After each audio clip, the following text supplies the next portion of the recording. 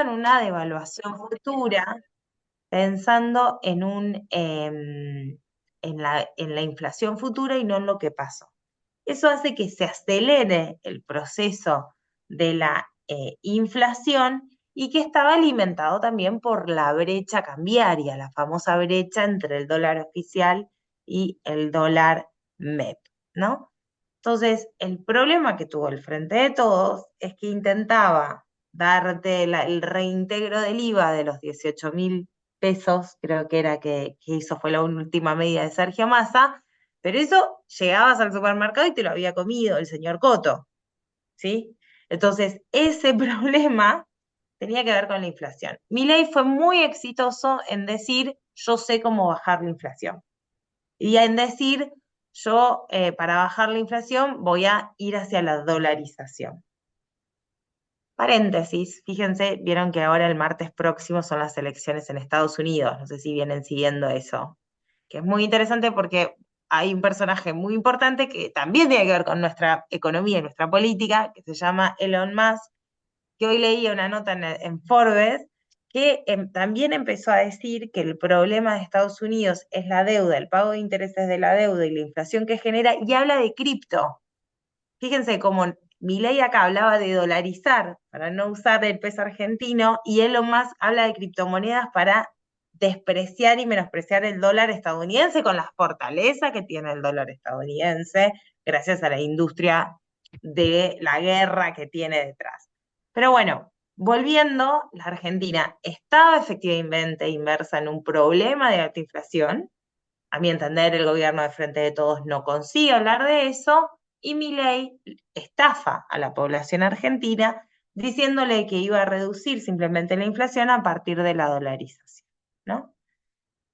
Ya teníamos niveles altas de pobreza, pero no los niveles que vamos a ver ahora. En definitiva, la idea de la motosierra de Javier Milei y de que el ajuste lo paga la casta fue una gran estafa electoral, sobre todo en las clases populares, ¿sí?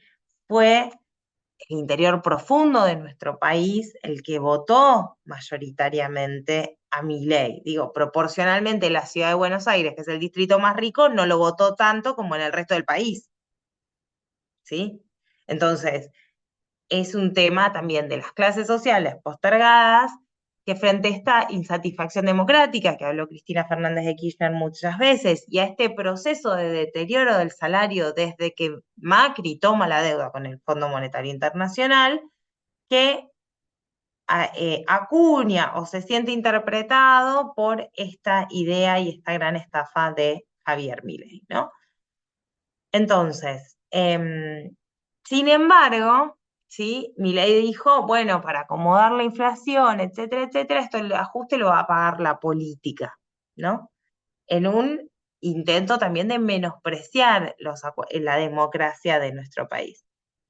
Pero con los últimos números de pobreza y los últimos números de distribución del ingreso, vemos que la casta no fue la política, sino que fue el 99% de la población argentina. Que cuando uno mira la, la variación, esto es la pobreza, yo creo que lo tienen más por la mano, esto es un dato más nuevo, por decirlo, que quizás no lo han visto. Esto es, si yo agarro los ingresos el segundo trimestre 2024 versus el segundo trimestre 2023, agarro los ingresos de toda la población argentina, los ordeno de menor a mayor, lo divido por 100 pedacitos, por eso se llama percentiles. Miro, ¿qué pasó con el más pobre? Perdió un 73,5% de sus ingresos. El 1% más pobre de la población, esto se mira a partir de los ingresos declarados en la EPH, que es la encuesta permanente de hogares que hace todos los trimestres el INDEC, ¿sí? El 1% más pobre, de hecho, tiene mayoritariamente cero ingresos. El 99% antes ingresaba algo, tenía una changa, tenía algún ingreso las últimas semanas y ahora pasó a ganar cero. En promedio, los otros percentiles de ingresos perdieron todos, fíjense que va desde el menos 32,5 a menos 20, perdieron mucho sus ingresos, ¿sí? No sé, supongamos que los que estamos en este Zoom estamos más o menos en mitad de la tabla, supongamos. Bueno, el 30% de nuestros ingresos se evaporaron por el proceso de Javier Milei. Somos en promedio un 30% más pobres. Pero lo que me interesa que miremos es que, ojo, el 1% más rico aumentó sus ingresos, a pesar de que en la encuesta permanente de hogares los ingresos altos suelen subdeclarar sus ingresos, ¿sí?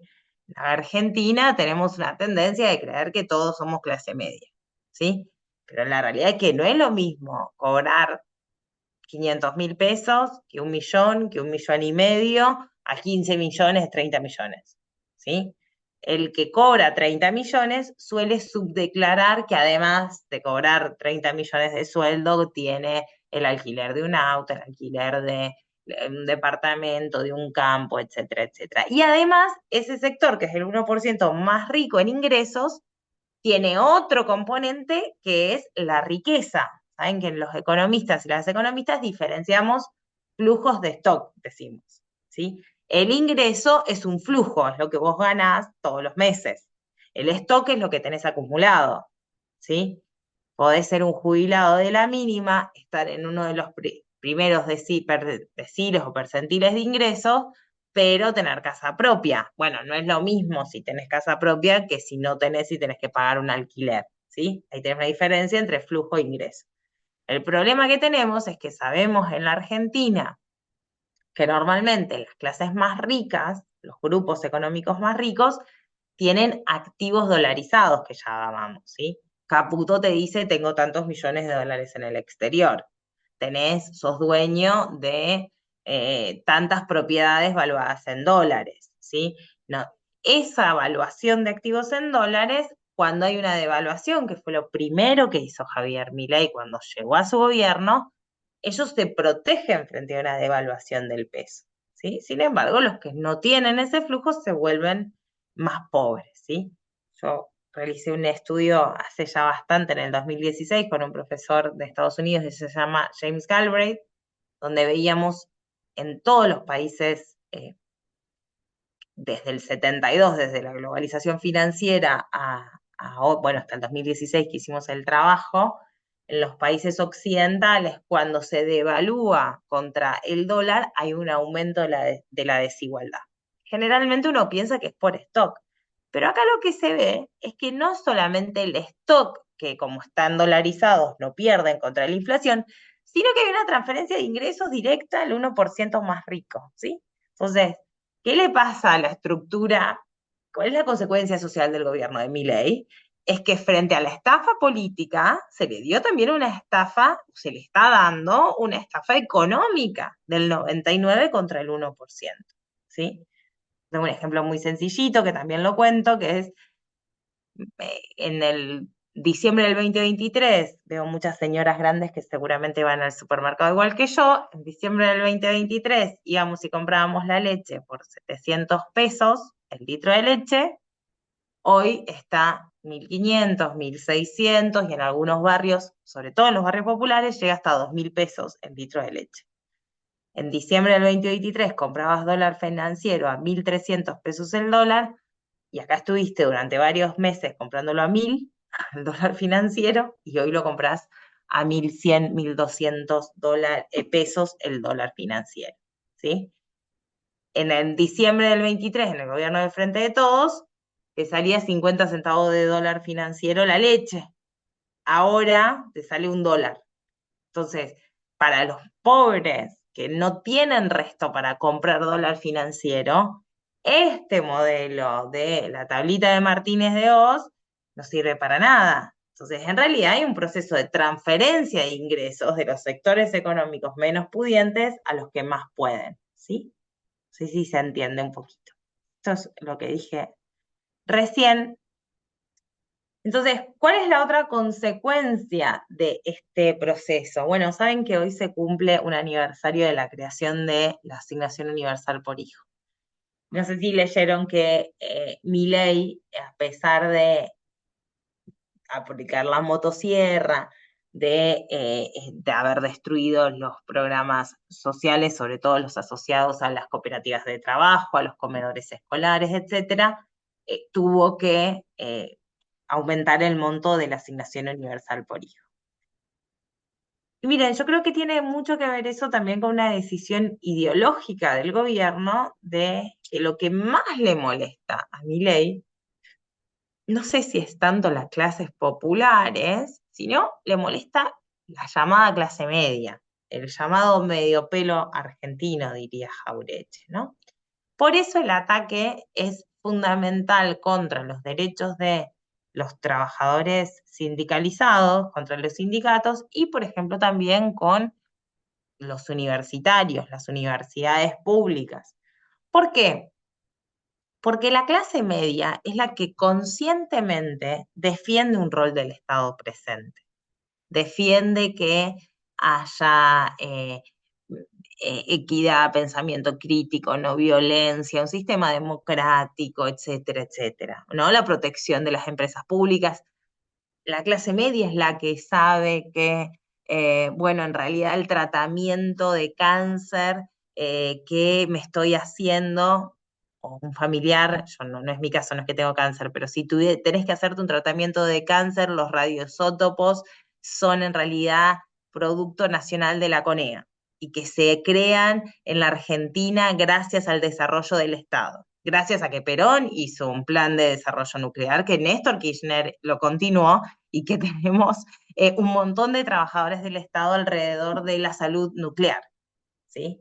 Bueno, ese conocimiento del Estado, yo creo que a Milei le molesta y mucho, le molesta y no le es funcional. Así como en otro momento el capitalismo necesitó de cierto consumo de una clase media para poder subsistir, era útil que se comprara la clase media el lavarropas o el coinor o que pudiera comprarse o irse de vacaciones. Bueno, eso no es de interés para Milei, porque Milei también necesita un nivel de actividad y de consumo bastante bajo para sostener su estabilidad económica, ¿no? Para sacar a los argentinos de la mesa y que no se le mueva la estabilidad macroeconómica, ¿no? Entonces, la realidad es que acá yo hablo del fin de la clase media, porque mi ley habla del fin del Estado, ¿no? Y la clase media es la que más defiende y necesita ese Estado, reconociendo lamentablemente que muchas veces en los sectores populares el Estado no llega, ¿sí? Entonces, el ataque acá es brutal y de hecho lo vemos en los niveles de pobreza, ¿no? Acá simplemente recuerdo el dato que en septiembre 2024 en la ciudad de Buenos Aires, estos son datos de la ciudad, si tenés casa propia, si no pagas alquiler, necesita una familia con 2 hijos juntar casi 1 millón de pesos para no ser pobre. Y si juntás un poquito más, juntás 1,5 millones, ojo, porque sos vulnerable, sos un sector vulnerable, ¿sí? Entonces, la realidad es que la gente sigue diciendo que es clase media, pero el impacto social que está teniendo el gobierno de Milei ha hecho que rápidamente apareciera esta fractura en la clase media, en la cual habla María Estela Svampa y otros autores sobre los 90, nuevamente en la Argentina. Además, una pobreza en los sectores medios, que suele ser una pobreza vergonzosa, que suele ser una pobreza en la cual cuesta pedir ayuda, que suele ser la típica pobreza de puertas adentro, que quizás la empezamos a ver con el no pago de las expensas, pero donde el vecino, la vecina no se anima a venir a pedir ayuda, que lo vemos en las colas de las farmacias cuando la gente empieza a decidir sobre los medicamentos que va a tomar, pero fíjense los montos, ¿sí? Realmente un año atrás, simplemente con 322.000 pesos, no eras pobre en la ciudad de Buenos Aires, o sea, 4 personas, la pareja con los 2 chicos, ahora necesitan 1 millón, insisto, suponiendo que tienen casa propia. Si a eso le sumás el alquiler, te vas a montos tremendos del costo de vida. Y este dato también es interesante. Se supone que la inflación ya no crece tanto y que está bajando, etcétera, etcétera, pero la línea de la pobreza se triplicó. En esto que yo le digo de transferencia de ingresos de los pobres a los más ricos. Salir de esa trampa de la pobreza cada vez es más caro, ¿no?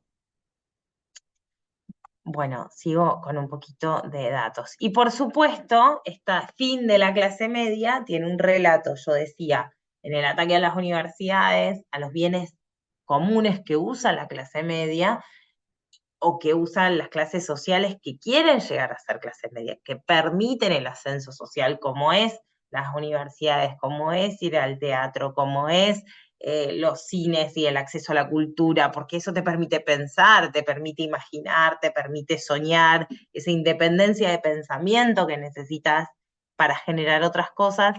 Milei lo ataca de lleno y también, ¿no? Ataca allí el proceso industrial, ¿no? La mega devaluación sumado a la quita de apoyo a los sectores productivos, sumado a la desregulación de nuestro comercio exterior y obviamente la caída de consumo consecuente a la caída de los sectores medios, bueno, hace que se llevan perdido 232.705 puestos de trabajo en las unidades productivas formales, ¿sí? Y se le suman los aumentos que siguen llegando, porque nos dicen, bueno, la inflación está bajando, se estabilizó la macroeconomía, la mesa está firme, pero todavía vienen aumentos. ¿Cuáles son los aumentos previstos solamente para este mes de noviembre? Bueno, el 4% de aumento de AISA para los sectores del AMBA. Esto hace que en los primeros 10 meses del gobierno de Milei la factura promedio de agua haya aumentado un 289%. Se vienen más aumentos de combustible y los aumentos de la prepaga que vienen de la mano de esta nueva desregulación sobre, en realidad se supone que lo hace el Ministerio de Desregulación, pero es una regulación, porque ahora no podés elegir al médico que esté por fuera de la cartilla en algunos planes sociales, planes de obra social o de prepaga, así que devuelve la vida cada vez más costosa. En el medio, la pobreza esta que hablábamos, que aumenta. Y en ciudades, muy fuertemente más en algunas que en otras, ¿no? Resistencia en Chaco, 15 puntos más de pobreza tiene que hace un año, ¿sí? En Formosa, el aumento fue del 31%, llevando a 67%. La Rioja 66, Santa Fe 59, Gran Buenos Aires 59,7. Fíjense que normalmente acá es interesante porque, por ejemplo, yo soy rosarina, normalmente en Santa Fe veíamos que el aglomerado de Gran Rosario aumentaba la pobreza más rápido que en Santa Fe, capital. Eso se invierte en este proceso por el brutal ajuste sobre los trabajadores estatales, ¿sí? Otra manera de terminar con la clase media y terminar con el Estado, ¿no? Bueno, con estos niveles de pobreza elevados, al cual el gobierno hace caso omiso y no parece estar muy preocupado. Correlato de esta situación, brutal caída del consumo de leche, ¿sí? Esto que les decía, la leche es más barato comprarte un dólar financiero que comprarte un litro de leche. Bueno, estamos dejando de tomar leche y comiendo cada vez menos carne. Estos son los niveles de 2015. Acá la crisis del 2018, como empieza a caer, se recupera un poquito en el 2023 y vuelve a caer, ¿no? El consumo de carne en los primeros 9 meses fue de 48 kilos por habitante, cuando en las mejores épocas hemos estado casi en el 58. ¿Cuál es la noticia además que te ponen? Yo me reía porque esta noticia la veía hoy en página 12 que lo refleja refleja los números de una consultora que dice que hicieron un relevamiento y el 70% de las empresas, de las familias consultadas, dijeron que dejaron de comer asado. Y abrís el diario en el Cronista y te dice histórico aumento en la exportación de carne. ¿Sí? Entonces, el correlato de esto es que obviamente está aumentando la exportación, porque el gobierno consigue con esto de la estabilidad de la mesa sacar los riesgos de devaluación del futuro que tenían los exportadores y el complejo sojero está exportando, la carne está exportando, eso hace que en bienes la balanza comercial sea positiva, pero el atraso cambiario le está pegando, por ejemplo, en que hay mucha salida de dólar turista, ¿sí? Entonces, eh, al brutal ajuste que vemos sobre estas clases sociales, sin embargo, como el 1% más rico y algunos más están pasando bien, también te aumentan los dólares que se van del país. Que Argentina sigue mandándole dólares al mundo, ¿sí? A pesar de que tengamos estos grandes bolsones de pobreza. Entonces, acá la gran pregunta, y ya voy cerrando esta primera ronda de ideas y discutimos con participación, si les parece, es un poco para quién gobierna mi ley, ¿no? Porque si el 99% de la población argentina tiene menos ingresos que el año pasado, si los mataderos están vendiendo menos carne, está bien, están exportando. Si las empresas industriales están cerrando, si los trabajadores estatales están cobrando mucho menos y sufren despidos constantes. Si el agro en realidad le gustaría exportar un tipo de cambio aún más competitivo. Bueno, ¿para quién está gobernando Javier Milei? Y un poco la idea que les vengo a traer es que Javier Milei está gobernando para estos nuevos 1.000 millonarios del mundo, estos nuevos tecnorricos, ¿sí? Lo vemos en la primera foto, está con Marcos Galperín, ahí en la empresa que recorrió, en esta idea del presidente Milei recorriendo eh, Mercado Libre, a pesar de que Galperín ni siquiera vive en la Argentina, no paga impuestos acá, y si bien genera puestos de trabajo, no es una empresa estratégica en términos de producción, eh, pero bueno, recorrió, digo, es interesante, recorre Mercado Libre, no recorre la planta de Tech Petrol en Vaca Muerta, ¿sí? Es una decisión política que no recorrer también un polo industrial que está creciendo, que es el de petróleo y gas no convencional en Vaca Muerta, ¿no?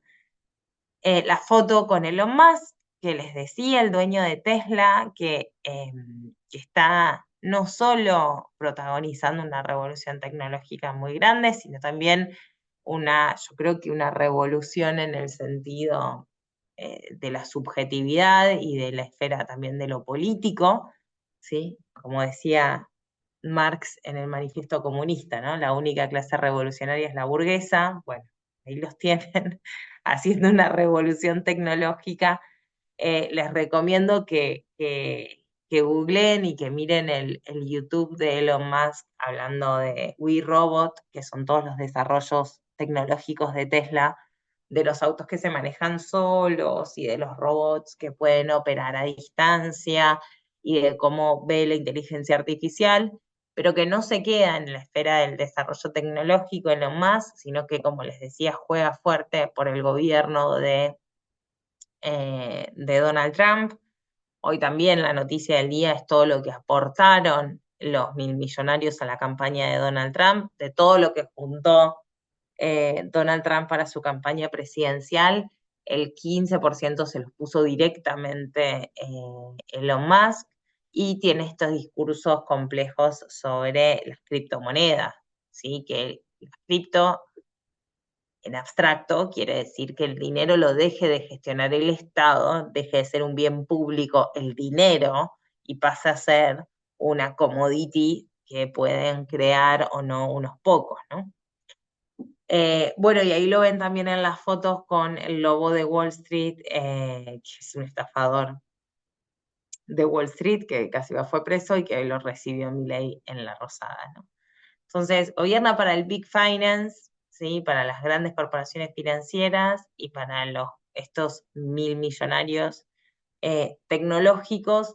Y me parece que lo interesante acá de pensar es, bueno, si estos señores no son los dueños de Ford, no son los dueños de General Electric, no son los dueños de empresas de consumo masiva, bueno, la verdad es que, claro, para sus grandes fortunas no necesitan del consumo masivo. Entonces, si no se necesita el consumo masivo, no se necesita una clase media o no se necesita que haya movilidad social ascendente. Y quizás tampoco se necesita los trabajadores clásicos, como hemos pensado durante muchos años, ¿no? Entonces, acá hay un desafío interesante en donde es coherente Milei cuando dice yo vengo a destruir el Estado, porque el Estado es el que garantiza esa equidad para que haya cierto bienestar social y cierta movilidad social ascendente. El Estado moderno, el Estado benefactor, el Estado, ¿sí? Post Segunda Guerra Mundial, a ese Estado me refiero, ¿no? Entonces, acá las consecuencias que vemos sobre el pueblo argentino me parece que pueden ser estructurales y convertir a la Argentina en un país mucho más parecido a Perú, mucho más parecido al resto de América Latina, con altos niveles de informalidad, sin entramado productivo propio, con mucho sometimiento del pueblo, sí, eliminando finalmente el sueño del igualismo, que en la Argentina es preperonista, de los 30 en Argentina, con los movimientos sindicales y movimientos de los trabajadores europeos también viniendo a un país y armando el igualismo, ¿no? Quiere ir mucho más atrás y tiene poderes fácticos sobre los cuales construir eso. Y me parece que tenemos que dimensionar esa estrategia, ¿no? Desde el 2020, con la pandemia, la realidad es que los 5 hombres más ricos del mundo han duplicado con creces sus riquezas, mientras que hay 5.000 millones de pobres más en el del 2020 hasta hoy. Esto es un informe de Intermon Oxfam.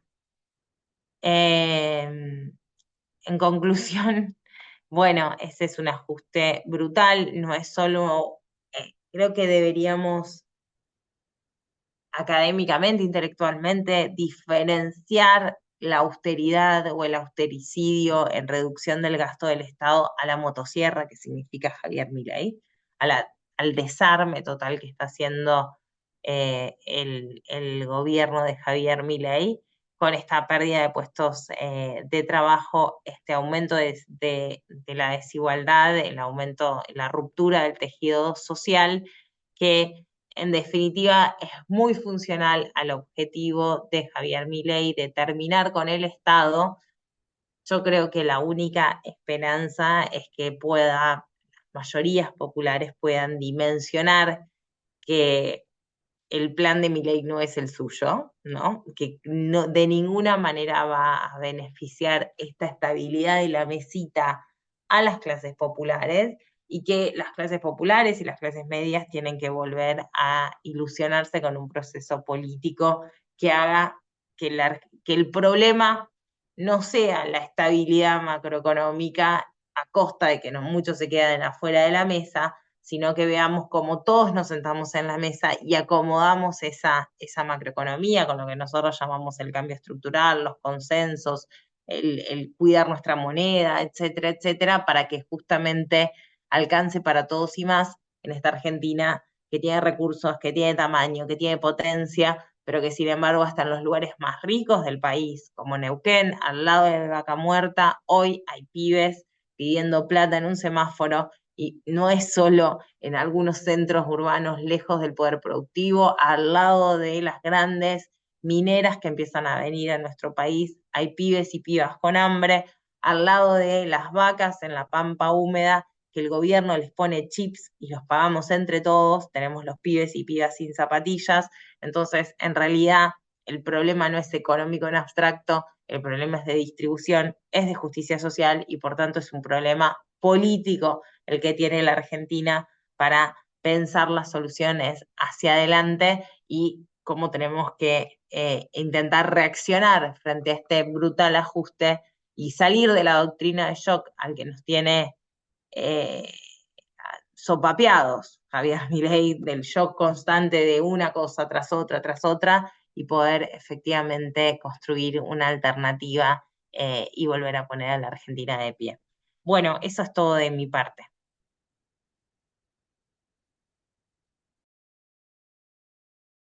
Excelente, Delphi, muchas gracias. Impresionante la presentación. Pablo, no sé si ahí te puedes desmutear por las dudas, a ver si podés. Hola, no sé si me escuchan. Pablo, perfecto.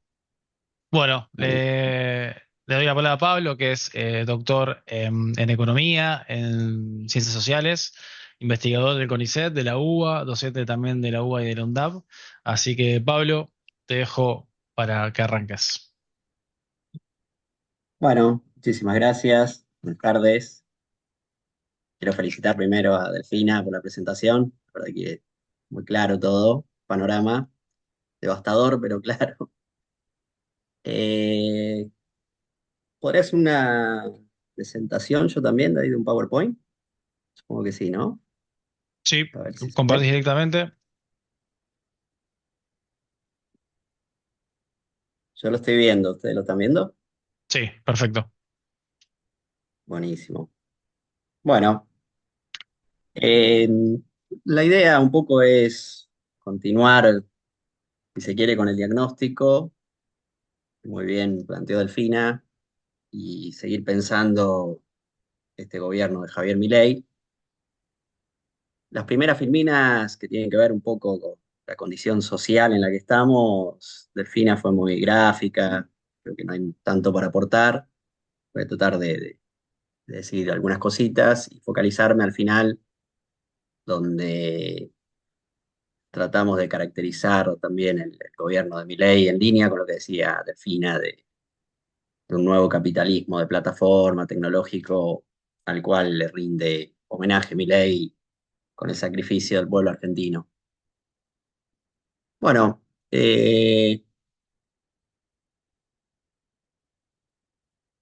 respecto a la caracterización del gobierno, no hay mucho para agregar respecto a la presentación que hizo recién Delfina, simplemente tomar en cuenta que, a mi entender, Milei vino a recomponer una tasa de ganancia del capitalismo monopólico de Occidente.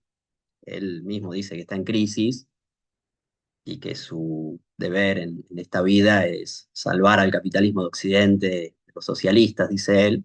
En definitiva, recuperar la tasa de ganancia del capitalismo, aclaro, de Occidente, porque en Asia cosa de muy buena salud, y básicamente lo hace con lo que podríamos llamar un capitalismo monopólico de Estado.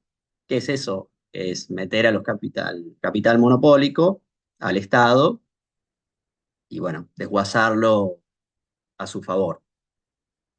El monopolio, que hasta el año pasado se entendía era el culpable de los incrementos de precios, del proceso inflacionario, una distribución del ingreso que no podíamos corregir, hoy son salvaguardas, benefactores sociales, y el Estado, que hasta el año pasado te cuidaba, ahora resulta que es una asociación ilícita. Digo, en ese discurso estamos, esquizofrénicos si se quiere, del posicionamiento que toma Milei. Para eso, ¿cómo darle rentabilidad? O sea, el capital entra en crisis, lo primero que hace es concentrarse. La forma natural de recuperación de las crisis que tiene el capitalismo. Eso significa que el monopolio se haga más grande, se coma todo lo que está alrededor, pymes, trabajos en talleres que trabajan para el mercado interno, o sea, la producción interna en pos de la concentración de un capitalismo global. Eso implicó la baja o eliminación de impuestos a los monopolios, liberalización de los precios que estaban regulados justamente porque eran monopólicos, combinado con represión salarial. para que todo el impacto del ajuste no vaya vía inflación, sino que vaya directamente a recaer sobre la clase trabajadora, y eso explica mucho de la desigualdad en la que estamos inmersos. La promoción como algo virtuoso de la concentración del capital y de la bicicleta financiera, es algo que nos va a salvar, el capital se concentre. El extractivismo para satisfacer el pago de la deuda, es decir, extraer nuestros recursos naturales más rápido que se pueda para mostrar capacidad de pago a los compromisos de la deuda externa y de esa manera rendir pleitesía al mercado financiero. El ajuste fiscal y monetario y lo que dijimos, la promoción de una suerte de nuevo capitalismo frente a un capitalismo que podemos llamar financiero en crisis. Se erige en esta transformación del capitalismo, pareciera surgir otro tipo de capitalismo con algunas características, sigue siendo un capitalismo financiero, pero con características tecnológicas, si se quiere, de plataformas y de dimensión digital diferentes que veníamos transitando tradicionalmente, fundamentalmente a finales del siglo XX. Y bueno, y el Estado en ese contexto es un ente a destruir porque se interpone entre los objetivos del capitalismo de plataforma y la forma de dar trabajo que tiene ese capitalismo y la gente, ¿no? Se lo ve como un resabio del viejo capitalismo, digámoslo así, industrial y de conquista de los trabajadores en un capitalismo industrial. ¿Qué podemos ver en términos de, bueno, las consecuencias de estas reformas de Milei? Se hicieron sentir rápidamente, ¿no? Primero es el nivel de desigualdad, si uno lo ve comparándolo con las crisis, con la gran crisis argentina, 2002, acá tenemos datos del 2003, pero bueno, están reflejando comienzo del 2003, están reflejando el 2002, y podemos ver que el nivel de desigualdad, si tomamos en cuenta el decil más rico de la población y lo comparamos con el decil más pobre, es decir, cuántas veces gana de más el decil más rico respecto al más pobre en la Argentina, vemos que el indicador nos da muy parecido al de la crisis del 2002. Es decir, en términos de desigualdad, estamos en una crisis social, una crisis de desigualdad. Esto fue a fines del siglo XX intolerable y por eso estalló una crisis social. Bueno, en ese indicador estamos en un indicador de crisis. Fíjense que supera a la crisis de la pandemia. Si la crisis de Milei supera en términos de generación de desigualdad a la crisis de la pandemia. Esto significa básicamente que los sectores vulnerables están pasando peor que en la pandemia y los sectores más ricos de la sociedad están pasando mejor que en la pandemia. ¿Qué otro indicador podemos ver de la condición social que hoy tiene la Argentina que también impacta? Bueno, impacta por la vorágine, la cual se deteriora. Por ejemplo, el nivel de pobreza, que bien señaló Delfina también. Fíjense que está en los niveles de la crisis del 2002, del estallido del 2002. Es decir, hemos sumado en el 2024 11,2 puntos porcentuales de incremento de la pobreza, algo bestial. Fíjense que Argentina en periodos de crisis llegó al 50%, luego lo fue bajando. Ahí vemos que hay un periodo que no hay datos en el INDEC. Digo yo, lo que hice fue tomar las estadísticas oficiales para no entrar en la discusión sobre el INDEC, sino tomando los datos que están publicados, que son de acceso público, y mirar la serie durante el siglo XXI. Y lo que podemos ver es que, bueno, la pandemia, que fue una crisis muy significativa, llevó la pobreza al 42%. Milei la lleva al 52, 10 puntos más, de lo que significó ya el incremento significativo, que era una crisis sanitaria, temas para la producción, la circulación de mercancías, etcétera. Es decir, que tenemos más o menos 4,5 millones más de nuevos pobres en la Argentina en el 2024, lo que va del 2024. Un escándalo. Ahora, ese escándalo que implica llevar a la pobreza, no sé, a la población de una ciudad de Buenos Aires y media en 9 meses, en este caso en 6 meses, porque son indicadores del primer semestre, vemos que tiene también su correlato en la indigencia. Sin embargo, ya en la indigencia, la U que venimos viendo de la crisis del 2001 replicada hoy, en términos de pobreza, en términos de desigualdad, en términos de indigencia, si bien se dispara también y tenemos casi 3 millones de nuevos indigentes en la Argentina, vemos que es menor a la que teníamos en el 2002-2003, donde llegó casi al 28%. Y eso, a mi entender, tiene mucho que ver en la importancia del tejido social, el tejido comunitario que se fue construyendo justamente producto de la crisis del 2002. La aberración que significó esa crisis, que nos agarró prácticamente desmantelados en términos de política social y fundamentalmente de política comunitaria, es decir, de protección de los barrios populares.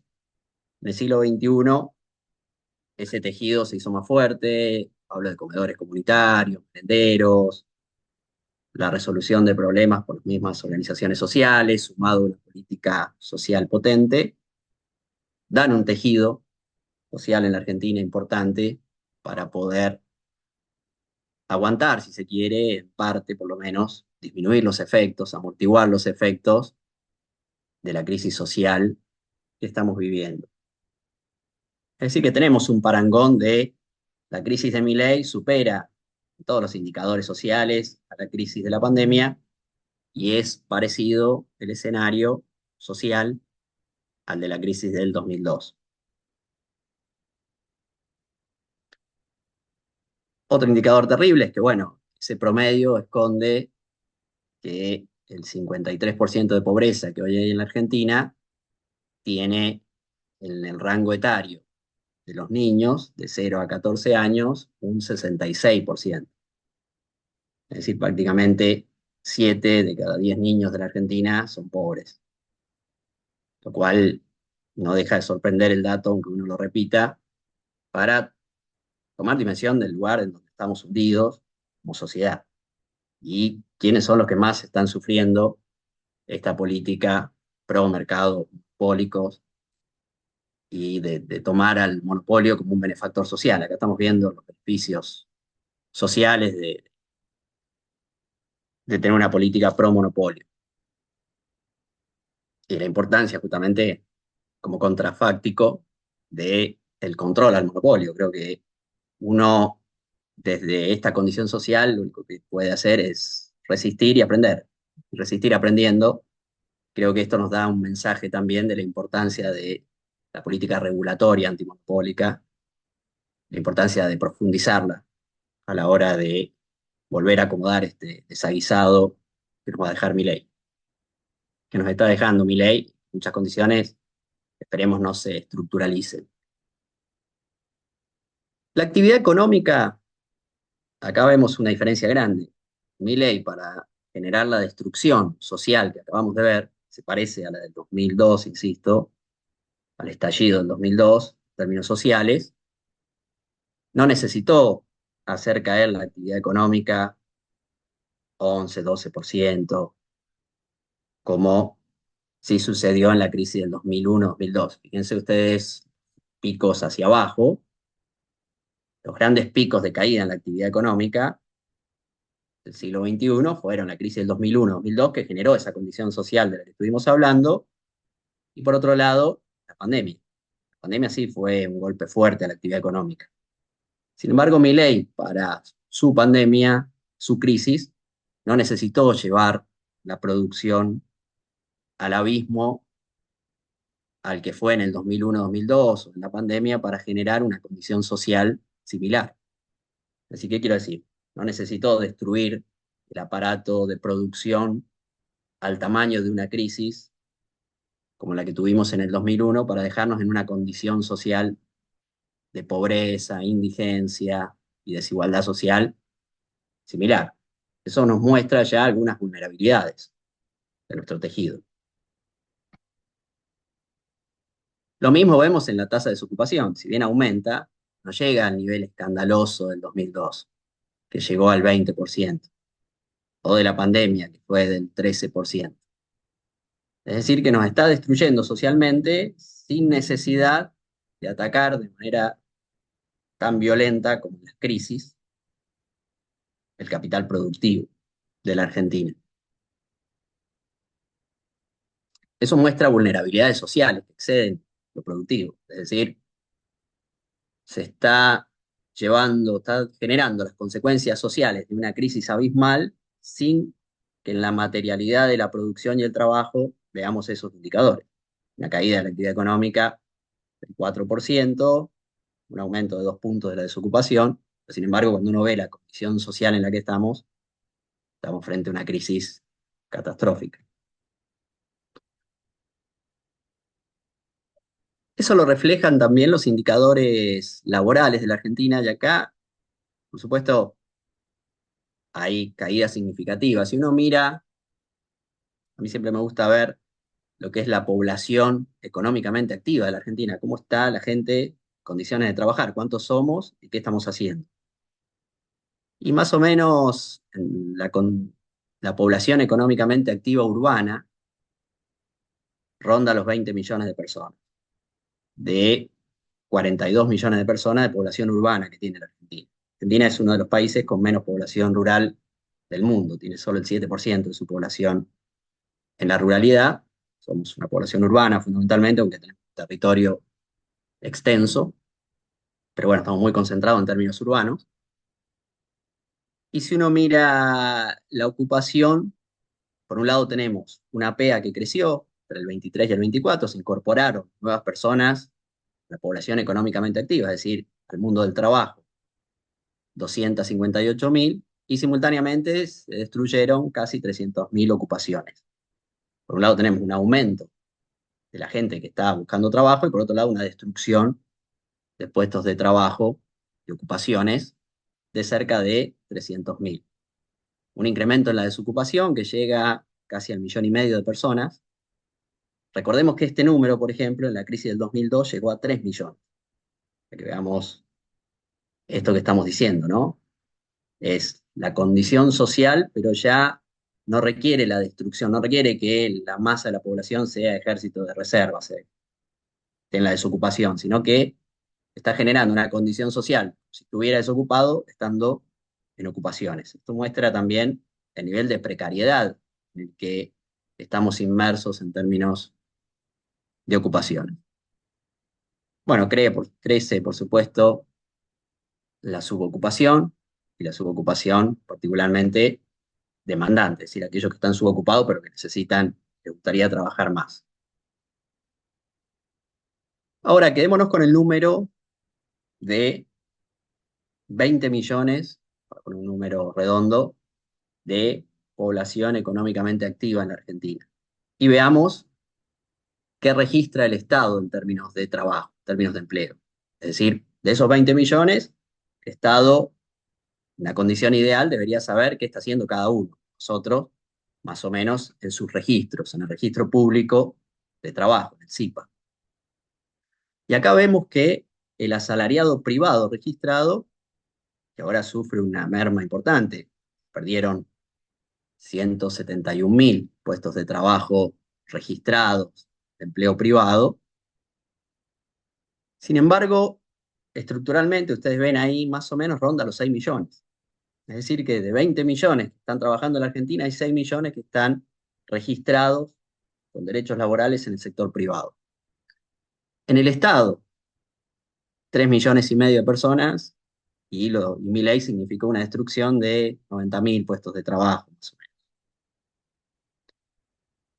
Paralelamente, vemos que se destruye la relación laboral de dependencia con derechos y se va incrementando el trabajo precario representado en monotributos. Es decir, que tenemos una caída general de la ocupación, pero también una transformación adentro del mercado de trabajo. Cada vez menos trabajadores con derechos adquiridos por una política laboral, una estructura laboral que viene de la Argentina peronista, de los años 50 en términos de derechos, y por otro lado se está migrando hacia la precarización. Esto es importante también para entender el sujeto político y el sujeto económico y la heterogeneidad que tenemos hoy en el mundo del trabajo y lo difícil que es muchas veces para conectar con esta sociedad que se está mutando y que se está transformando, que está mutando, desde las agendas progresistas, nacionales y populares cuando uno ve semejante heterogeneidad en el mundo del trabajo. Entonces, o sea, ¿qué quiero decir? ¿Por qué quiero llamar la atención sobre esto? Cuando discutimos sector público, sector privado solamente, si pensamos en trabajadores, es decir, si le hablamos a los trabajadores en términos de sector público y privado, le estamos hablando a la mitad. La otra mitad está en un mundo subterráneo, muchos de ellos votando a Milei y de sectores populares, muchos de ellos en la pobreza ya estaban y otros cayeron ahora, pero en términos políticos, en términos de totalidades sociales, pensemos que cuando discutimos público-privado, en trabajo estamos discutiendo la mitad, menos de la mitad de la Argentina. Y otra mitad de la Argentina que el Estado no registra, que está haciendo, que es lo que se llama economía informal. O sea, los informalizados, aquellos no registrados por el Estado. Por supuesto que no por culpa de ellos, sino porque se tuvieron que inventar el laburo y están peleándola en la calle. Y el Estado hoy no tiene ni la capacidad, y hoy tampoco la voluntad, de registrar ese mundo. Y ese es un mundo que, si lo perdemos como trabajadores, ¿cómo lo encontramos? O sea, si este sector de la mitad de la Argentina lo perdemos como sujeto político trabajador, ¿cómo lo vamos a encontrar para que conecte con la política? Como pobre, como sujeto político pobre, nadie se ve a sí mismo, digamos, políticamente definido como pobre. Lo sumo es un trabajador precarizado. Y ahí creo que también tenemos una alerta hacia cómo conectar con los sectores populares que se vieron interpelados más por Milei y su discurso que por el nuestro, pese a la destrucción que está causando Milei. O sea, hay un tema de subjetividades ahí. ¿Cómo hablamos a la mitad de la población? Ese es un desafío nuestro. Milei tuvo más reflejo que nosotros, si se quiere, en ese sentido, en entender que lo que nosotros vemos como derecho, pensando en este público privado, el que está fuera de todo lo ve como un privilegio. Y ahí se paró Milei. Cuando Milei habla de los privilegios, está diciendo, bueno, si los derechos no son para todos, el que está fuera de esos derechos lo ve como privilegio. Y ahí juega la sábana o la frazada corta. El que está fuera dice, ¿qué dijo Milei? Yo le voy a pasar motosierra a los que están adentro. ¿Para qué? Para que todos queden afuera. Esa es la derecha. El campo nacional y popular nos urge tener la agenda para decir, bueno, en lugar de destruir lo que está hecho para que todos quedemos igualados hacia abajo, como está pasando ahora, intentemos construir esa frazada de derechos para todos. Para eso tenemos que primero tener un principio de realidad, es decir, hay un 50% de la Argentina a la que si no entendemos cómo le conectamos con su mundo del trabajo, con su día a día, va a ser muy difícil que entienda la catástrofe en la que estamos y la importancia de que busquemos una salida desde el campo nacional y popular a esto. Podemos seguir pensando la historia de cómo llegamos a este complejo mundo de los trabajadores de la Argentina, donde tenemos un Estado que entiende como trabajador tradicional y que registra a ese trabajador, pero en realidad registra el 50% de los que trabajan y el otro 50% que fue siendo excluido por el neoliberalismo ya en la década de los 90, en parte reincorporado, un proceso de industrialización dentro de un mundo de capital financiero, como fue el kirchnerismo, por una ventana de inclusión social fuerte que duró 12 años, pero en un mundo donde las reglas del capital financiero y el neoliberalismo acechan. Y ahí podemos ver, si se quiere, cómo la Argentina durante el neoliberalismo creció en una tasa promedio anual al 3,4, pero sin embargo prácticamente no creó empleo. Rescato esto del neoliberalismo de los 90 porque ahora hay como una reivindicación de este neoliberalismo, el menemismo. La idea de que hay que reivindicar a Menem. Bueno, en términos de crecimiento, Menem tuvo un crecimiento promedio, Menem más de la Rúa, el neoliberalismo de ese periodo, de fines de los 90, un crecimiento promedio del 3,5, pero prácticamente no se generó empleo.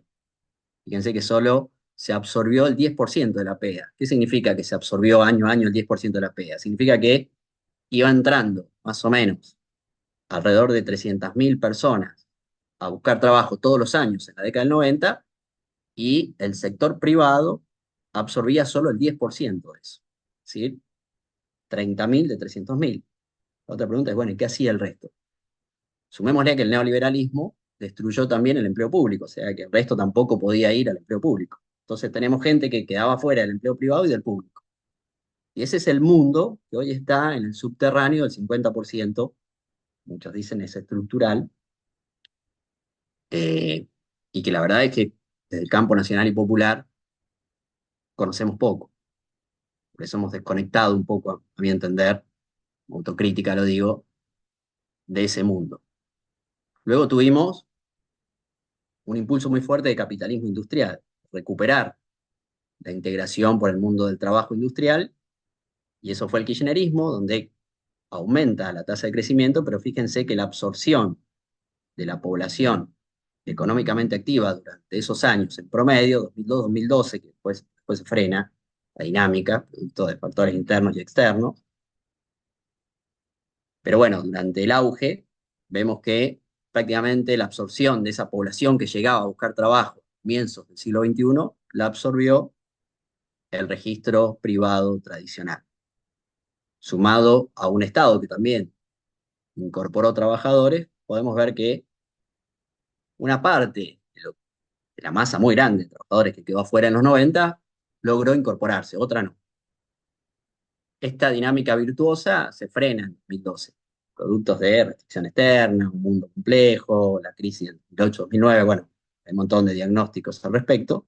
Lo cierto es que frenó y entramos en un periodo de estancamiento que para mí también es el caldo de cultivo de mi ley. Fíjense que la tasa de crecimiento en la Argentina se desploma a cero, 0,5 que es cero. Se dejan de crear prácticamente de nuevo empleo en el sector privado, se crea más empleo en el sector público, ese es el empleo por el que va mi ley ahora, no solo no va a generar puestos de trabajo en el sector privado, sino que va a destruir lo que se generó en el sector público, muy parecido a lo de Menem. Con esto quiero decir, el éxito de mi ley, que sería que le vaya como Menem, en términos de trabajo fue devastador, y quienes vivieron esa etapa lo conocen bastante bien. Pero bueno, hay un caldo de cultivo, que es un proceso no solo de inflación, sino de estancamiento de la Argentina, que con vaivenes políticos no se pudieron resolver. Con la grieta tradicional no se pudo resolver. ¿Qué viene a proponer entonces de nuevo Milei? Está claro que la gente probó con la derecha, Macri se dio cuenta que era peor el remedio que la enfermedad y probó con el regreso del peronismo en el último periodo, y también generó eso disconformidad por distintos motivos. ¿Y qué es lo que ofrece de nuevo Milei? O sea, ¿por qué Milei todavía, pese al desastre social que está haciendo, pese a lo que estamos viendo que significa el mundo Milei, sigue teniendo cierta empatía con por lo menos una parte de la población, con condiciones sociales que no generan ninguna empatía, 60%, casi 70% de los chicos pobres? Bueno, para terminar, digo, pues abrimos el diálogo. Yo creo, o sea, lo que está conviviendo en la Argentina, y Milei se posiciona del lado de, llamamos acá, dentro de los tres capitalismos dominantes en América Latina, a lo largo de la historia, siglo XX, siglo XXI, Milei se coloca en lo que podríamos llamar el capitalismo de plataforma. Que bien lo señalaba Delfina, las fotos de él simbólicamente están mostrando eso. Si, bueno, yo soy lo nuevo, no soy el capital financiero, tampoco no soy los bancos. Le molesta la foto con el Fondo Monetario Internacional, con las instituciones del capital financiero. Quiere mostrarse con el sector tecnológico, que lidera un nuevo capitalismo. ¿Qué podemos decir de ese capitalismo que estamos viendo que asoma en su reconversión de la tasa de ganancia, fundamentalmente en Occidente? Por un lado, el sector líder, mientras que el capitalismo industrial, aquel que utilizaron los trabajadores, que fue la locomotora de principios del siglo XX, y que los trabajadores incorporan derechos a ese capitalismo y lo transforman en un proyecto del campo nacional y popular, es decir, pasa a ser un proyecto de los trabajadores de América Latina. Si uno dice, bueno, ¿dónde estuvo el proyecto de los trabajadores plasmado, al menos en Argentina, de manera muy clara. Y bueno, fue eso, fue la combinación de un capitalismo industrial en el mundo con trabajadores que lo hacen propio, que incorporan derechos de ese capitalismo, que lo muestran como un proyecto de desarrollo nacional. El, el único que hasta ahora estamos viendo incorpora sectores del trabajo dentro del proyecto de desarrollo. El resto los deja fuera, tanto el capitalismo financiero como el de plataforma. El capitalismo financiero es impulsado por los bancos, es decir, el capitalismo que proponen los bancos, donde el sector justamente líder son los bancos y los mercados de capitales, y después tenemos un sector líder del capitalismo de plataforma, que son las fotos de Milei, que es el sector tecnológico. ¿Qué diferencias tienen estos capitalismos? Paso rápido, pero para también tomar dimensión. En términos de mercancías las producen máquinas y trabajadores, ese era el capitalismo industrial. Ya el capitalismo financiero tiene como mercancía activos financieros, donde no hacen falta los trabajadores. Por lo tanto, como consecuencia de eso, lo vimos en los 90, tenemos un proceso de exclusión social. ¿Por qué? Porque la mercancía ya no necesita el trabajo para ser producida. ¿Es distinto el capitalismo de plataforma respecto del financiero? Y sí, lo que mueve como mercancía es fundamentalmente la conectividad virtual y los datos, la minería de datos, los datos nuestros. Datos no solo de nuestras estadísticas en lo que compramos, vendemos, sino también los datos de nuestra intimidad. Plataformas están tomando los datos permanentemente de todos nosotros y son su mercancía. Quienes se registran a trabajar en una plataforma son trabajadores registrados, pero no son trabajadores registrados por el Estado, son trabajadores registrados por la plataforma. Y pedirle a una plataforma que te pase la base de datos no se la da ningún Estado, es su mercancía. Es decir, que tenemos un capitalismo que está registrando, y en los sectores populares uno lo puede ver, está registrando mejor que el Estado argentino en los sectores populares. Por supuesto, ahora no registra nada el Estado argentino en esos sectores, pero hemos tenido, si se quiere, llamémosle pulsiones, intentos militantes de meternos ahí, y es extremadamente difícil. Sin embargo, este capitalismo de plataforma se está metiendo y está registrando. Está registrando para ellos, secreto para ellos, desde bases de datos que hoy están en paraísos fiscales y que el Estado no tiene acceso. Te dicen, no te lo voy a dar, no te voy a dar. O sea, no sabemos el mundo del trabajo de plataforma en sectores populares, de ese 50% que el Estado no registra, vuelvo a insistir. Lo ideal sería que registre todo. Razonablemente debería registrar el 80%, no registra ni el 50%. Desde ahí tenemos un problema a la hora de pensar el Estado, cuando queremos volver a salir de este estado de cosas en el que estábamos general y volver a un estado social. Otro tema importante es la fábrica. El capitalismo financiero dejó sin fábrica a los trabajadores.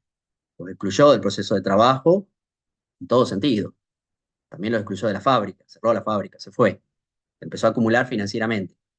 Bueno, el capitalismo de plataforma vuelve a armar fábricas. Son fábricas virtuales, donde la plataforma es la fábrica, donde la línea de montaje es la plataforma. Y cuando hablo de línea de montaje, fundamentalmente hablo de la velocidad del trabajo.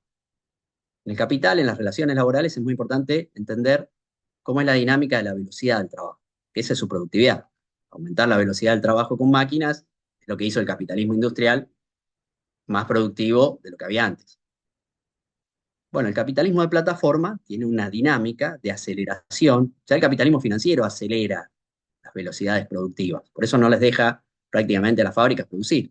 Dice, yo te voy a premiar si vos cerrás la fábrica, echás gente y me mandás los excedentes a mí. Eso es lo que se llama la financiarización. Se cerraron un montón de fábricas porque el lema del capitalismo financiero era achicate, echa gente y mandame la plata a los mercados financieros, que yo veo ahí que hago. Ese era el mandato de los gurúes del capital financiero. Bueno, el capitalismo de plataforma acelera aún más ese proceso y no deja negociar ninguna condición laboral. Es decir, si yo trabajo con un capitalismo de plataforma, lo que tengo que hacer es, ¿aceptás o no las condiciones? Es un patrón extremadamente oculto. No tengo capacidad de negociación con un patrón. Lo que hago es, acepto o no las condiciones de la plataforma.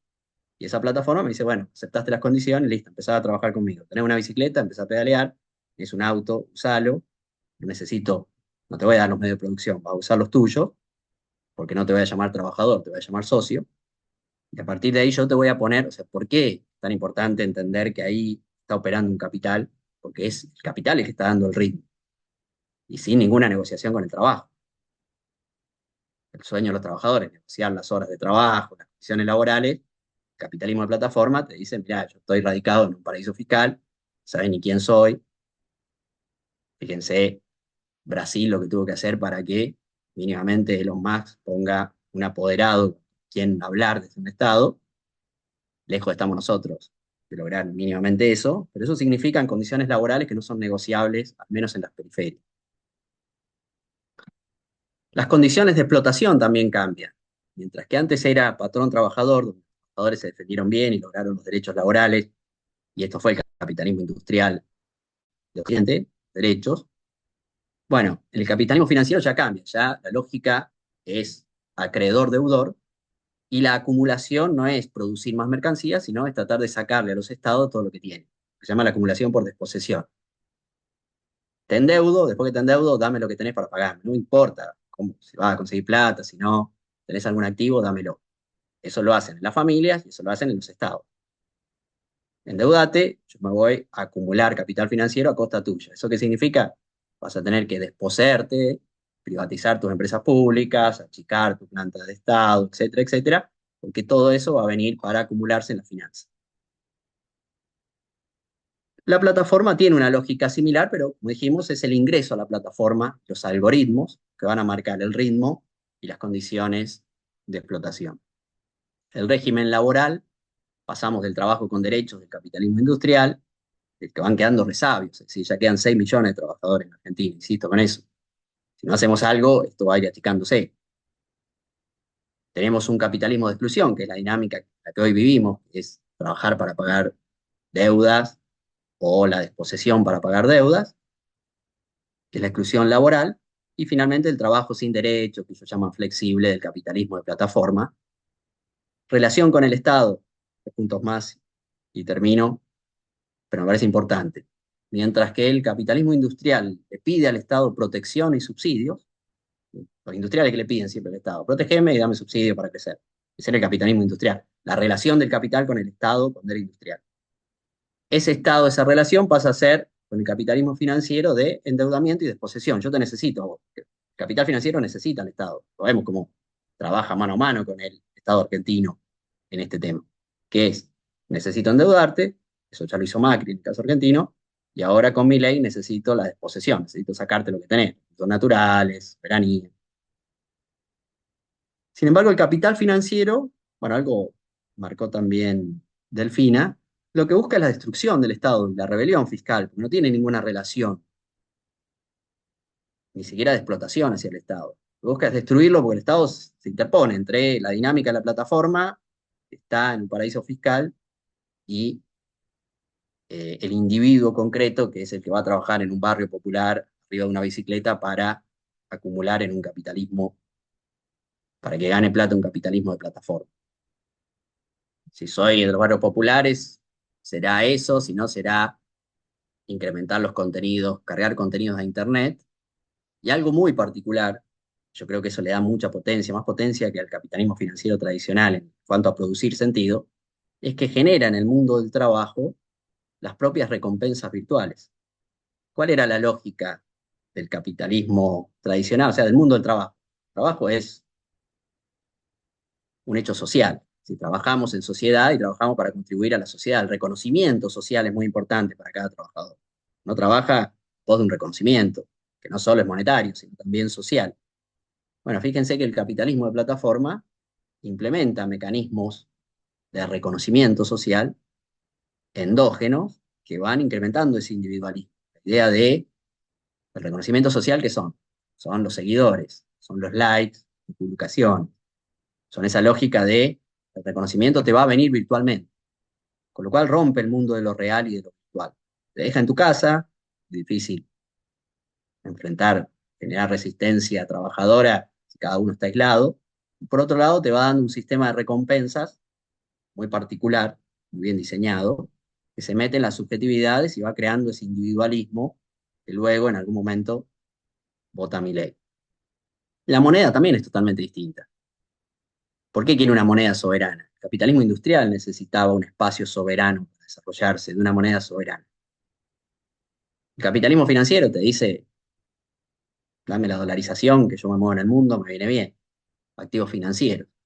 Y el capitalismo de plataforma como bien señaló Delfina, ya mira otra moneda donde circulen sus valores. ¿La moneda qué es? Es una circulación de valores también. La criptomoneda está circulando valores de una comunidad que era muy pequeña, una tribu que empezó siendo muy pequeña, pero que ahora ya con envergaduras eh, de expansión, que tiene que ver con las criptomonedas, tiene sus propias lógicas de recompensa, sus propios valores sociales que van, moneda que hace circular permanentemente, donde circulan las monedas, circulan valores sociales. Circula la moneda del Estado, circulan valores sociales del Estado, donde circula la criptomoneda, están circulando esos valores. Entonces, bueno, esta es un poco una caracterización, por supuesto, eso luego se expresa en fuerzas políticas, donde tenemos el campo nacional y popular, en el capitalismo industrial, que tenemos que seguir pensando. Es importante también pensar esto, decir, bueno, el éxito, el último gran éxito de los sectores populares fue cuando lograron el capitalismo industrial del formato que vino a América Latina, darle la vuelta para entrar ahí, modificarlo, generar derechos y mejorar condiciones laborales. Eso fue el peronismo, la última etapa del kirchnerismo. Ahora, tenemos los desafíos de cómo pensamos el proyecto de desarrollo nacional y popular en un mundo donde hoy el capitalismo financiero está mutando a capitalismo de plataforma y estamos lejos de pensar, no va a ser la crisis que nos va a llevar al campo nacional y popular, y eso también me parece importante. Los proyectos nacionales y populares son frutos maduros, que se van, caen en un momento, pero porque se fueron elaborando desde la sociedad. Si pensamos que la crisis de Milei nos va a traer de nuevo lo nacional y popular, yo creo que podemos cometer un grave error. Puede venir capitalismo de plataforma, incluso, bueno, no sé si hay peor que Milei, pero parecido a Milei. Si no creamos nosotros las condiciones para que venga otra cosa, y para eso, vuelvo a insistir, tenemos que empezar a leer de nuevo y a conectar de nuevo con este mundo del trabajo tan desafiante que tenemos. Bueno, muchísimas gracias. Muchísimas gracias, Pablo. Excelente también la presentación. Eh, si les parece, a modo de cierre, yo porque hay muchos participantes y abrimos a opinar, quizás se puede descontrolar un poco. Yo estuve leyendo ahí algunas, algunos comentarios que fueron haciendo en el chat. No sé, si quieren tiro dos disparadores para hacer a modo de cierre, si les parece. Primero Delfina quizás para que dejarlo descansar un poquito a Pablo, después Pablo, hacer ese disparador o no, o lo que ustedes quieren a modo de cierre, pero lo que estuve escuchando las exposiciones que fueron excelentes. Eh, y tratar también de reflejar lo que se habló en el chat. Quizás dos puntas que surgieron ahí de lo que estuve escuchando es, primero, digo, cómo salimos de este modelo neoliberal, eh, que quedó muy bien graficado, pero digo, cómo se puede llegar a salir de esta situación. Y también preguntarte a los dos que plantearon este nuevo capitalismo, que me pareció muy interesante y coincido también, sobre este capitalismo de billonarios o de plataforma, como lo definió Pablo. Digo, ¿cuáles son las expectativas realmente de este fenómeno que estamos viviendo, ¿no? En términos de acá un futuro inmediato.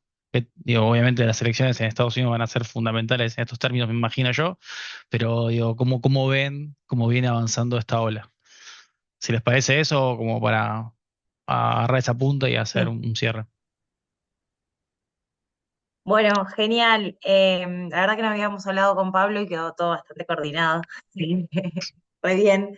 Yo sabía que Pablo iba a entrar más en el mercado de trabajo, casi seguro, pero bueno, la verdad que está claro que estamos viendo con preocupación esta reconfiguración de las relaciones productivas y que de alguna manera cada uno desde su lugar empieza a preguntarse, bueno, cómo sigue la cosa, ¿no?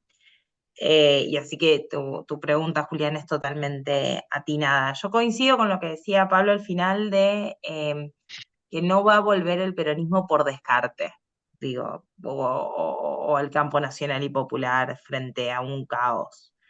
Yo creo que el nivel de crisis social, de ruptura, de antipolítica que se está sembrando, es muy fuerte, ¿no? Y que por tanto hay que gestar justamente la alternativa, ¿no?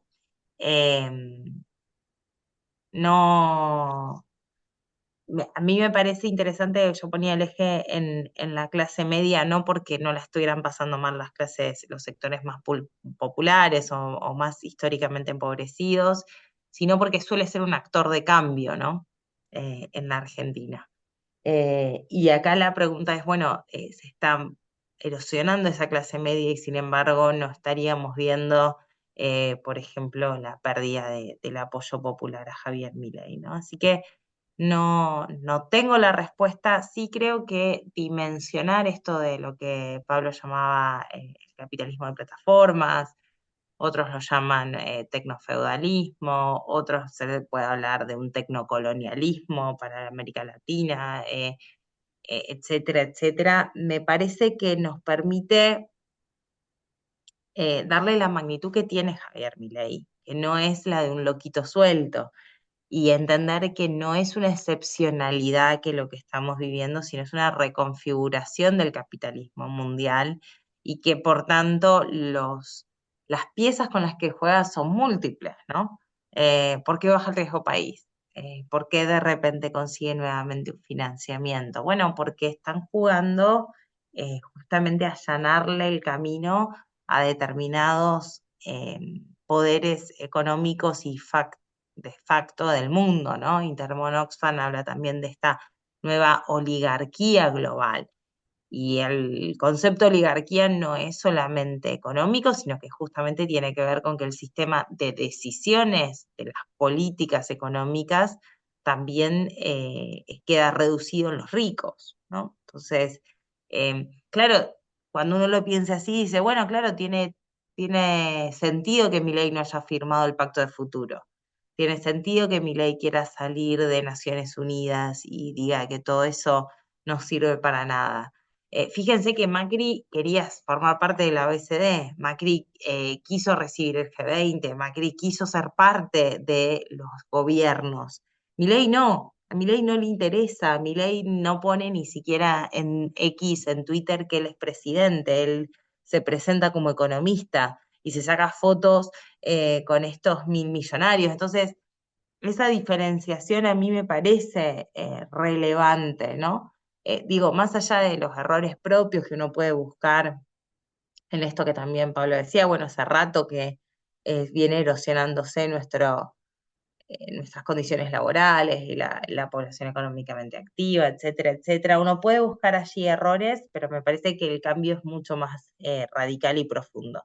Y que frente a eso, lo que sí creo que no va a alcanzar y no va a servir de nada es intentar construir una alternativa política de gestión de la miseria. Yo creo que si pretendemos que la alternativa a mi ley sea la gestión de la miseria y ser un poquito menos crueles, no va a alcanzar para nada, porque ese trabajador que está desde la casa trabajando con algoritmos, trabajando, bueno, no se va a sentir interpelado, ¿no? Si no proponemos un cambio que realmente vuelva a poner el eje. A mí me gusta mucho hablar de la felicidad del pueblo, porque creo que nos permite una actualización doctrinaria que entiende que la definición de la subjetividad pueden exceder el trabajo como regulador y puede ser una identificación distinta, que es un poco lo que dice Pablo, bueno, busquémosla. Por ahí te define cuidar a tu perro, por ahí te define cuidar a tus hijos, por ahí te define ser Instagramer, o por ahí te define otra cosa, pero sí en común tenemos la búsqueda de la felicidad del pueblo y la realización individual. Bueno, busquemos eso, pero para esa felicidad del pueblo tiene que haber un proceso de redistribución y de justicia social, ¿no? Entonces empoderemos al pueblo para que entienda y sea parte de que lo están estafando, de que esto es una brutal estafa de unos muy poquitos a las clases populares argentinas y que no lleva a ningún lado esta sangre, sudor y lágrimas, sino a más hambre y más sufrimiento. y que por tanto necesitamos recuperar un proceso político de empoderamiento de las clases populares y de dar vuelta el sistema poniendo los límites que le tengamos que poner al poder foráneo y reconfigurando eso. No va a alcanzar tampoco, permítanme decirles mi opinión, con un proceso donde ganemos con un 23% como lo hizo Néstor Kirchner y después de reconstruir, porque el poder del algoritmo, el poder social es tan grande que nos lleva a puestos. Sí, tiene que ser, retomo lo que decía Pablo, de que tiene que decantar, tenemos que ir acumulando un proceso popular de construcción, de recuperación de soberanía, de lucha por la justicia social, con este objetivo de la felicidad del pueblo, para que una vez que se gane un gobierno popular nuevamente, tengamos a un pueblo movilizado en la conquista de esos derechos. Si no, no va a alcanzar. Y se lo paso a Pablo, así. Excelente, ahí está. Bueno, en la misma línea que lo que señala Delfina, yo destacaría dos cosas. Eh, Primero, digo, los riesgos que corremos. Hoy ya creo que un poco lo decía Delfina, no tiene sentido ser conservadores. Es decir, un error que tuvimos fue que nos volvimos conservadores. Dejamos el espíritu revolucionario a la derecha. Milei está convencido de que él está haciendo su revolución. Una revolución que viene desde arriba. Viene en pos de transformar a Argentina para que se instale mejor este capitalismo nuevo y logre ganancias. Y eso es una revolución desde arriba. Y nosotros quedarnos conservando desde abajo, creo que es fatal. Es decir, evitar ser conservadores, por un lado eso. Por otro lado, creo que otro riesgo a evitar es caer en el estatismo, que eso también nos costó caro. En el sentido de que, primero, el estatismo, ¿qué es? Uno no se hace cargo del Estado. ¿Sí? Cuando llega el campo nacional y popular al Estado, encontrarás capas y capas de neoliberalismo. No es el Estado social que vos querés, es el Estado que te toca cambiar. Entonces, cuando caes en el estatismo, pensar que vos sos el Estado, ahí la gente te achaca porque te pones vos, para que todas las balas te entren, todos los problemas que tiene el Estado te entren, en lugar de buscar la reforma del Estado, la reforma social del Estado. Es decir, hay una reforma que es muy clara que tiene la derecha, que es la reforma laboral, la reforma previsional, la reforma tributaria. Bueno, nosotros tenemos que ser muy claros en nuestra reforma. ¿Cuál es la reforma laboral nuestra? Que incorpora a estos trabajadores que quedaron afuera al Estado, a los derechos. No la tenemos del todo claro. ¿Cuál es la reforma financiera, la reforma monetaria, campo nacional y popular? ¿Cómo se va a organizar? Está claro que vivimos con la moneda y las instituciones financieras del neoliberalismo. Es decir, el neoliberalismo se institucionalizó en la Argentina. El campo nacional y popular se institucionalizó en un momento, pero no hemos logrado crear luego, en el siglo XXI, las instituciones potentes que nos representen. Entonces, ahí nos quedamos siendo estatistas de un Estado neoliberal y por otro lado también cometemos el peligro más grande para mí, que es creer que uno puede desde el Estado solamente modificar la sociedad. Y ahí pasamos a ser los ineficientes, porque el Estado no, o sea, el Estado no puede crear trabajo, por ejemplo, por decreto. Puede crear empleo público por decreto, pero no va a crear. O sea, hay prácticas sociales que hay que captar. Son las prácticas sociales. Si uno va y le pregunta a cualquiera, un agricultor familiar, un trabajador textil, lo que sea, ¿por qué estás trabajando ahí? Nadie te va a decir por un decreto del Estado. Van a decir porque me enseñó mi viejo, porque me junté, bueno, era lo que me quedó para sobrevivir, porque si en el sector privado tiré un currículum, me llamaron, si es en una plataforma, me dio laburo el capitalismo de plataforma, pero no te lo da el Estado. El Estado lo que es fundamental en el Estado social es que capte la práctica social. Hay una práctica social que hoy el pueblo está resistiendo. Para mí eso vale oro. O sea, no hay que ser a mi entender, no hay que ser un libre pensador de la transformación, sino bajar. La sociedad está claro que no está en el individuo. Eso es lo que dicen los liberales y sabemos que no es así.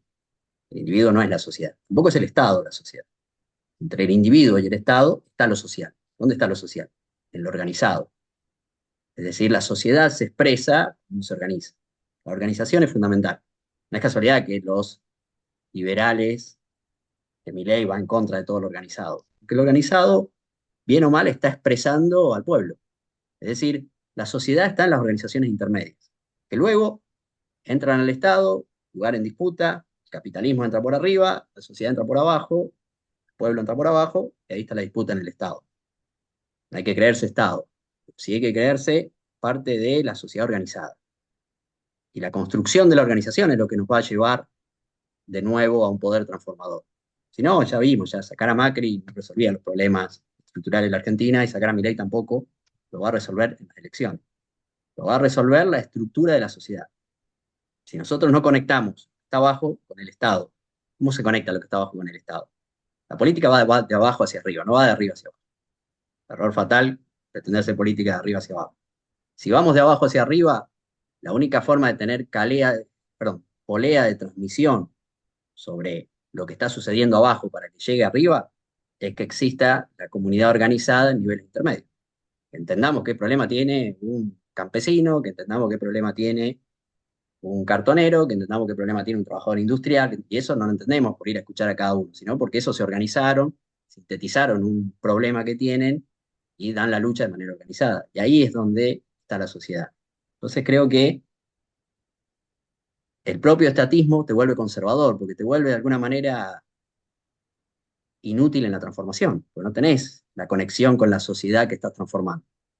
Pretender que vas a transformar desde el Estado, ya vimos, no funciona. Funciona cuando la fuerza social llega al Estado para transformarse a sí misma. La sociedad está preparada para su transformación, no un visionario viene a transformarla.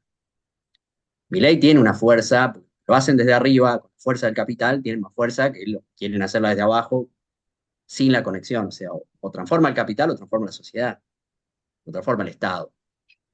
Entonces me parece importante señalar eso. Y en ese contexto, creo que es muy importante también entender la diferencia entre el esfuerzo y el sacrificio. El esfuerzo, todos queremos hacer un esfuerzo militante, un esfuerzo comunitario, etcétera, por una sociedad mejor. Ahora, lo que estamos viviendo hoy es un sacrificio. ¿Y el sacrificio qué es? Lo sacrificial, es la ofrenda.